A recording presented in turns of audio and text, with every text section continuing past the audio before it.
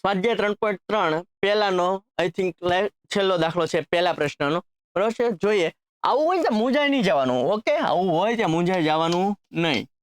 પહેલા આને સોલ્વ કરી નાખવાનું. થોડુંક વ્યવસ્થિત આપણે લખીએ, બરાબર? x ના છેદમાં 2 વત્તા 2y ના છેદમાં 3 બરાબર ઓછા 1. પહેલા આપણે સોલ્વ કરી નાખવાનું. ચોકડી ગુણાકાર કરીએ. 3 ગુણ્યા x 3x, 2 ગુણ્યા 2y 2 દુ કેટલા થશે? 4y, 2 તેરી 6, 6 એકુ 6.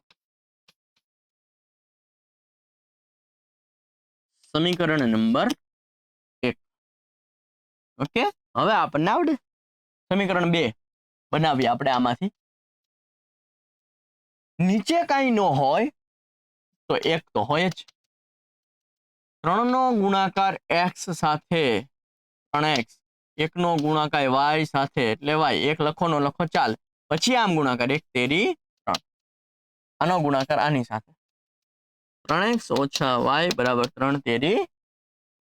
સમીકરણ નંબર, જો સમીકરણ 1 અને 2 માં 3x ઓલરેડી સરખા છે જ, તો તમારે કોઈ પણ નંબરથી ગુણાકાર કરવાની જરૂર છે નહીં. સમીકરણ 1 અને 2 લખી નાખીએ. જો આ સમીકરણ 1 લખી નાખું જોઈને. ઓલરેડી સરખા આવી જ ગયા છે એટલે આપણે કોઈ પણ નંબરથી ગુણાકાર કરવાની જરૂર નહીં પડે.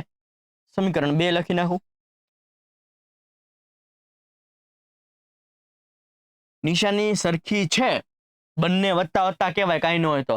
બંનેની નિશાની સરખી હોય ને તો બદલાવાની.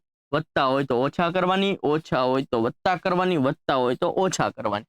આને ઉડાડી દેવાનું. આની નિશાની વત્તા કહેવાય ને અહીંયા કાંઈ ન હોય ને તો 1 કહેવાય. 4y વત્તા 1y એટલે કેટલા y? 5y. ઓછે ઓછે વત્તા 6 ને 9 15, અને 2 માંથી મોટી સંખ્યા હોય ને એની નિશાની આ 9, એની નિશાની ઓછા કહેવાય. શું થશે? ઓછા 15. 5 તેરી 15 એટલે ઓછા 3 જવાબ આવ્યો. y બરાબર શું જવાબ આવ્યો? ઓછા 3. આ y બરાબર ઓછા 3 જે છે એને આપણે સમીકરણ 2 માં જ મૂકી દઈએ. જો આમાં જ તે 3x પછી આ ઓછા, અને હવે આ y ની જગ્યાએ પાછું ઓછા 3 બરાબર 9. 3x ઓછે ઓછે વત્તા 3 બરાબર 9. વત્તા 3 આ બાજુ જશે તો ઓછા 3. 9 માંથી 3 જાય તો 6. 3 દુ 6. x કેટલો આવ્યો? x આવ્યો 2. એટલા માટે આપણો જવાબ થાય x, y બરાબર 2, ઓછા 3. બરોબર છે. હવે આનો આ દાખલો, આ સમીકરણ છે ને 1 અને 2 એ લખી નાખું, અને આનો આ દાખલો આપણે ગણીએ છીએ આદેશની રીતથી. કઈ રીતથી? આદેશની રીતથી. આ આપણે કઈ રીત હતી? લોપની રીત. આદેશની રીતથી ગણું છું તો અહીંયા પહેલા લખી નાખું. અહીંયા પહેલા લખી નાખો 3x વત્તા 4y બરાબર ઓછા 6. 3x વત્તા 4y બરાબર ઓછા 6. સમીકરણ નંબર 1. પછી 3x ઓછા y બરાબર 9. 3x ઓછા y બરાબર 9. સમીકરણ નંબર 2. સમીકરણ 1 માંથી લખવું હોય, 2 માંથી બનાવું તો 3x બરાબર ઓછા y આ બાજુ જાય 9 વત્તા y થાય. આ સમીકરણ 3. આ સમીકરણ 3 બન્યું શેમાંથી? 2 માંથી. મૂકવાનું શેમાં? 1 માં. 1 માં જ્યાં 3x દેખાય ત્યાં તમે 9 વત્તા y મૂકી શકો. અહીંયા 3x દેખાય ને ત્યાં 9 વત્તા y મૂકી શકો. આ વત્તા 4y આમનામ બરાબર ઓછા 6. 4y વત્તા y એટલે ટોટલ 5y. 9 આ બાજુ જશે. ઓછા 6 ઓછા 9. જોજો.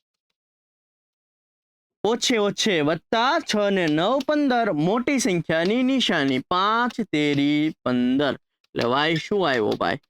y શું આવ્યો? ઓછા 3. એ y ઓછા 3 આવ્યો એને આપણે મૂકી દઈએ સમીકરણ નંબર 3 માં. કેમાં મૂકી દઈએ? સમીકરણ નંબર 3 માં. જો 3x બરાબર 9 વત્તા y ની કિંમત શું આવી? ઓછા 3. શું આવી?